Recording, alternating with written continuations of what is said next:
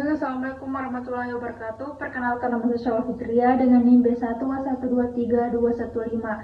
Baik, di sini saya akan membawakan mengenai model error correction model pada artikel yang berjudul meninjau kembali pengangguran di Indonesia. Analisis model koreksi kesalahan atau error correction model atau ECM.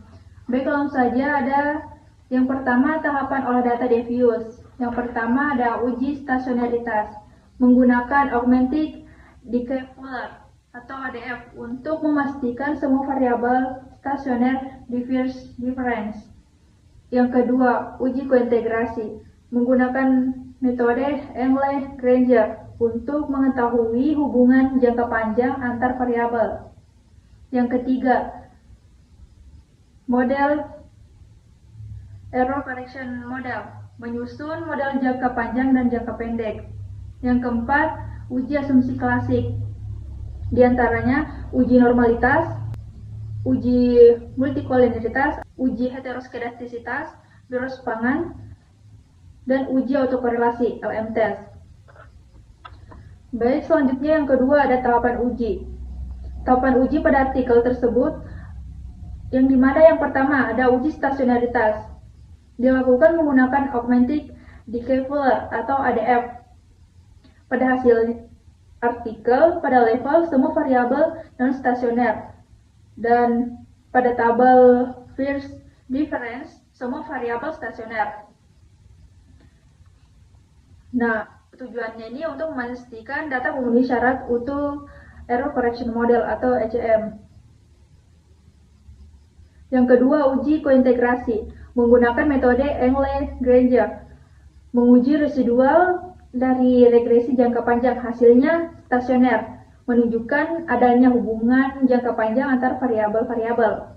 Yang ketiga, estimasi model error correction model dibagi menjadi dua. Model jangka panjang menunjukkan pengaruh FDI atau modal asing dan nilai tukar signifikan terhadap pengangguran.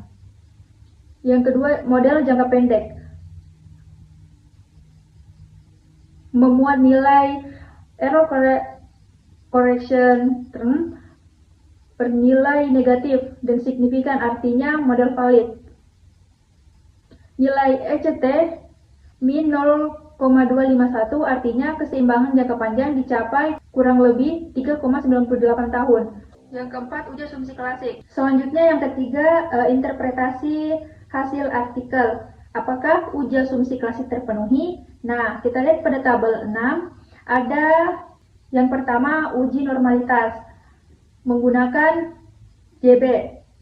Hasilnya probabilitas 0,192 lebih besar dari 0,05. Nah, maka data residual terdistribusi normal terpenuhi. Yang kedua, uji multikoliniaritas. Dilihat pada VIF kurang dari 10, artinya tidak ada gejala multikoliniaritas, maka di sini terpenuhi. Yang ketiga, uji heteroskedastisitas menggunakan Bruce Pangan Godfrey. Hasilnya probabilitas chi-square 0,87 lebih besar dari 0,05. Artinya tidak terjadi heteroskedastisitas, varian residual konstan.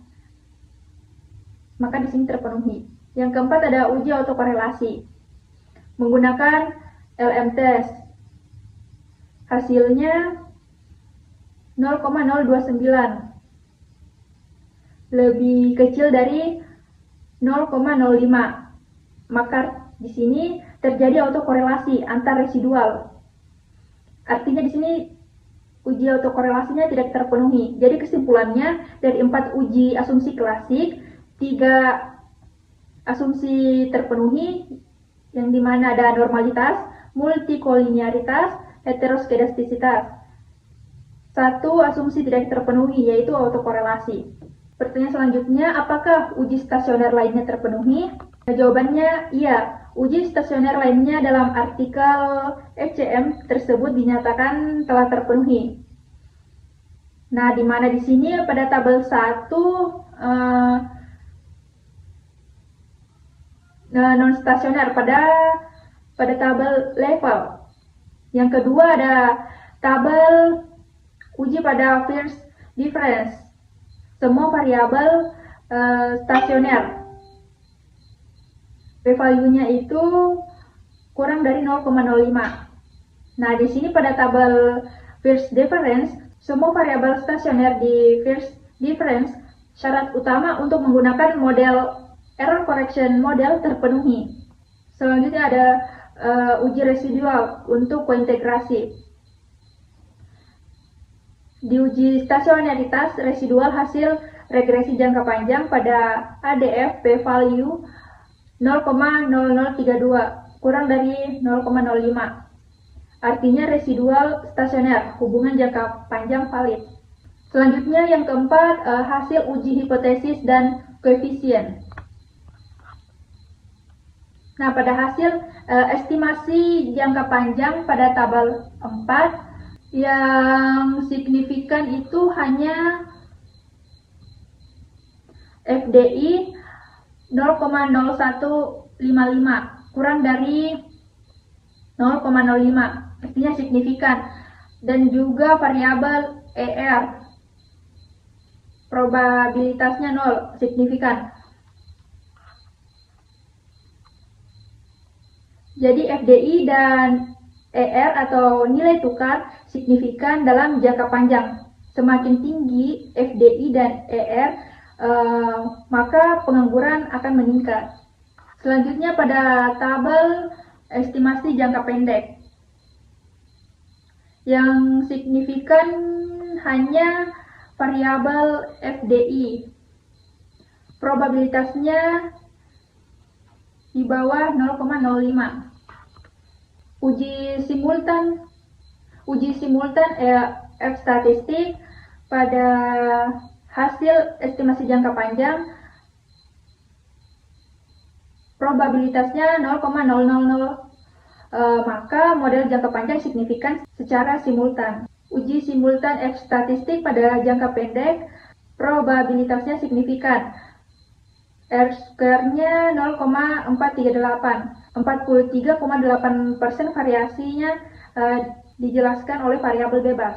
Koefisien error correction term min 0,251, artinya valid secara teoritis, menunjukkan koreksi menuju keseimbangan jangka panjang berlangsung dalam kurang lebih 3,98 tahun. Baik, mungkin itu saja pemaparan penjelasan dari saya. Kurang dan lebihnya mohon dimaafkan. Saya akhiri dengan ucapan wabillahi taufiq wal hidayah. Wassalamualaikum warahmatullahi wabarakatuh. Terima kasih.